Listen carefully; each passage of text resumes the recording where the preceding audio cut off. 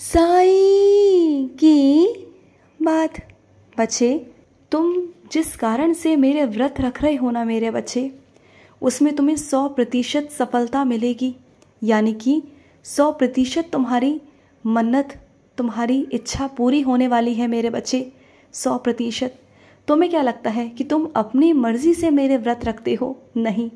जब मैं चाहता हूँ ना कि तुम व्रत रखो, जब मैं चाहता हूँ कि तुम्हारे मन की इच्छा मैं पूरी करूँ, तब मैं तुमसे व्रत रखवाता हूँ। और उसी कारण तुम व्रत रखते हो मेरे बच्चे। मेरे बिना तो एक पत्ता भी नहीं हिलता। अगर तुम्हारे मन में आता है ना कि तुम्हें इन कारणों से व्रत रखना है, अपनी इच्छा पूर्ण करवानी है ना, तो मैं तुमसे कहता हूँ, तुम्हारे दिमाग में डालता हूँ, तुम्हारे मन में डालता हूँ, और तभी तुम्हारे मन में ये बातें आती हैं कि तुम मेरा व्रत रखो। वरना हर किसी के मन में ये बातें नहीं पहुँचती मेरे बच्चे। अब देखो ना, मेरे ऐसे बहुत सारे बच्चे हैं जो मेरे व्रत नहीं रखते, तो उनके मन तक वो बातें नहीं पहुँच पाती, तुम तक पहुँची हैं, यानी कि मैं तुम्हें देना चाहता हूँ। बस तुमसे इतना कहूँगा कि अगर तुमसे व्रत रखवा रहा हूँ ना, तुम्हारे मन में अगर ये चीज़ें उत्पन्न हो रही हैं ना कि तुम्हें व्रत रखना है, तो थोड़ा सा सबूरी भी रखा करो। कई मेरे बच्चे ऐसे होते हैं कि व्रत चलते चलते ही ना उनके बीच में ही उनकी इच्छा पूर्ण हो जाती है। और कई बच्चों की मैं जो इच्छा है ना, वो उद्यापन होने के उपरांत ही मैं पूरी कर पाता हूँ मेरे बच्चे। क्योंकि हर किसी के कर्म अलग हैं, हर किसी की इच्छाएं अलग हैं, और हर किसी के चीज़ों के हिसाब से मैं अपने बच्चों को देता हूँ। तो जल्दबाजी मत मचाया करो। जल्दबाजी करोगे ना तो परेशान हो जाओगे, तो बिल्कुल भी जल्दबाजी मत करो, ठीक है।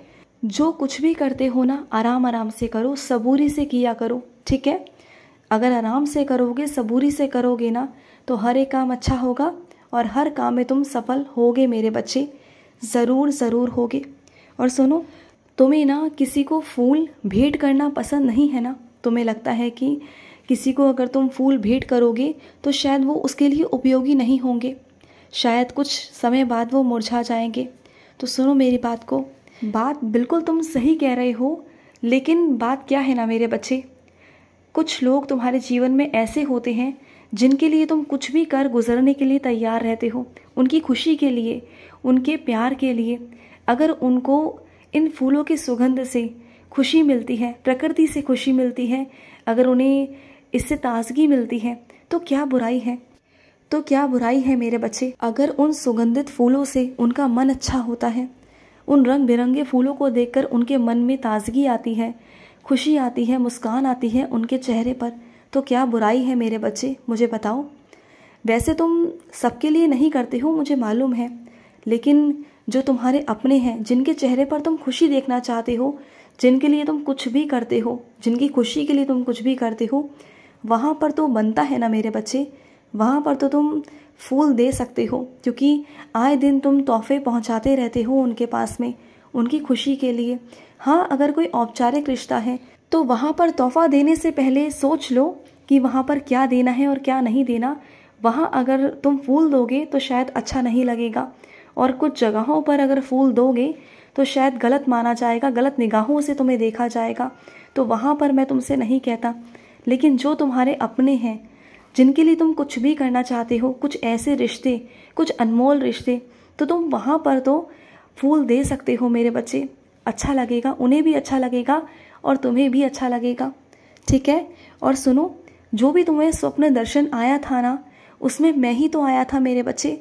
तुम्हें क्या लगा कि वो कोई और था? नहीं मेरे बच्चे, वो मैं था, तुम्हारा साईं, तुम्हारा बाबा था मेरे बच्चे। तुम मुझे पहचान नहीं पाते हो क्या? हाँ, और पहचान भी लेते हो तो मन में 10 तरह के सवाल होते हैं, शक होता है कि बाबा थे या कोई और था। तो हाँ मेरे बच्चे, वो मैं ही था, तुम्हारा बाबा था मेरे बच्चे। मैं ही तुम्हारे पास आया था, क्योंकि बहुत दिन हो गए थे तुमसे मिले हुए, तुम्हें दर्शन देने आया था। तुम मुझे याद कर कर सोए थे ना कि बाबा मुझे स्वप्न दर्शन देना, तो लो मैं आ गया।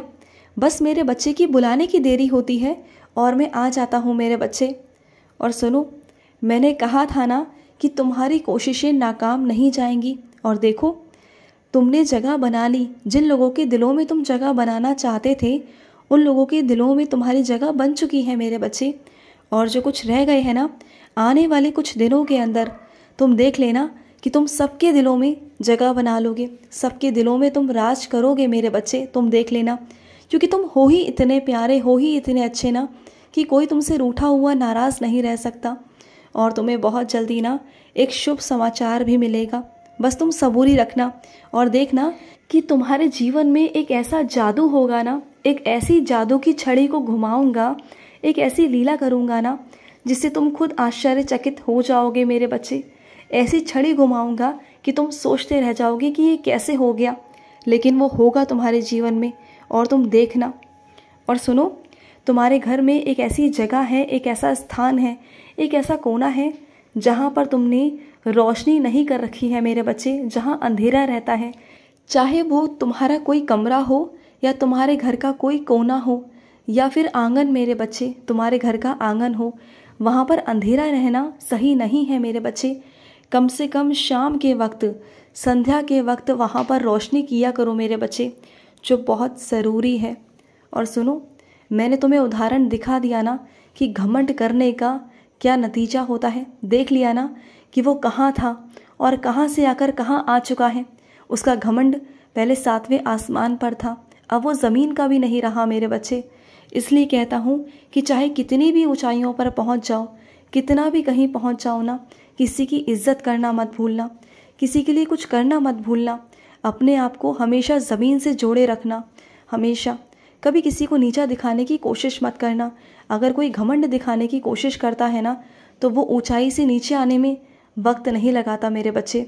और अगर कोई बिना घमंड के अच्छे से रहता है ना, ईश्वर की बंदगी करता है और ये सोचता है कि जो उसके पास है वो सब ईश्वर का है और मदद करता है मेरे बच्चों की, तो उसके पास कभी किसी चीज़ की कोई कमी नहीं आती मेरे बच्चे।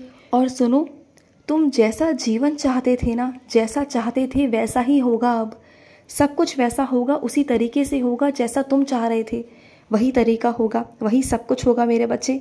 तुम बिल्कुल चिंता मत करो। तुमने जैसे जैसे मुझसे कहा है ना, अब सब कुछ वैसा होगा, उसी हिसाब से होगा, सब कुछ वैसा होगा। तुम घबराओ मत। और सुनो, जहाँ पर तुम सामान लेने जाते हो ना, एक बार हिसाब देख लेना मेरे बच्चे, और सामान को भी देख लेना एक बारी से, क्योंकि हिसाब में भी गड़बड़ी है और सामान में भी मिलावट है मेरे बच्चे।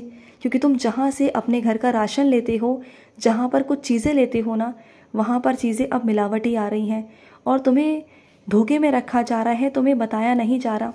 तो सबसे पहले अपने हिसाब को मिलाओ, सामान को भी देख लो कि कहाँ पर तुम्हारा सामान कैसा है। जहाँ से भी तुम अपना कच्चा सामान लेते हो ना, वहाँ से चीज़ों को देखो कि वहाँ पर दाल में तो कुछ नहीं, या किसी सामान में तो कुछ नहीं है, क्या मिलावट वहाँ पर हो रही है। और अगर ऐसा लग रहा है तो तुम एक बार दुकान बदल कर देखो, क्या पता तुम्हें थोड़ा मूल्यों में फ़र्क नज़र आए। क्योंकि तुम एक ही दुकान पे जाते हो हमेशा, क्योंकि तुम कभी मोल भाव नहीं करते, कभी किसी और दुकान पे नहीं जाते हो, और इसी का फ़ायदा वो उठाता है मेरे बच्चे। तो तुम थोड़ा सा अपने आप को थोड़ा सा आगे निकालो, इस दुनिया के साथ साथ चलने की कोशिश करो, अपने आप को जागृत करो मेरे बच्चे। तुम्हें इस वक्त ना समझदारी की बहुत ज़रूरत है, और जहाँ से 2 पैसे बच रहे हों वहाँ से 2 पैसे बचाया करो मेरे बच्चे। और अगर थोड़ा थोड़ा पैसा भी बचाओगे ना, तो देखना एक वक्त में आकर वही पैसा इकट्ठा इतना हो जाएगा कि तुम्हारे किसी ना किसी काम में ज़रूर आएगा। क्योंकि पैसों की ज़रूरत तो आए दिन घर में पड़ती रहती है, आए दिन कुछ ना कुछ काम होते हैं। अगर ये थोड़े थोड़े पैसे भी बचाओगे, अगर सिक्के भी बचाओगे ना, तो ये भी तुम्हारे काम ही आएंगे आगे चलकर। तो थोड़ा थोड़ा बचाया करो, जहाँ से कुछ भी बच रहा हो उसे बचाओ मेरे बच्चे। और सुनो, ध्यान में बैठा करो, अगर ध्यान नहीं लगता है तो अभ्यास करो, रोज़ प्रयास करो, देखना तुम्हारा ध्यान एक दिन ज़रूर लगेगा और तुम्हारा एक मन एक चित्त होगा, और तुम्हें भी अच्छा लगेगा और मुझे भी अच्छा लगेगा। तुम देखना तुम्हारा मन शांत होगा। खुश रहो। आज का साई संदेश समाप्त हुआ।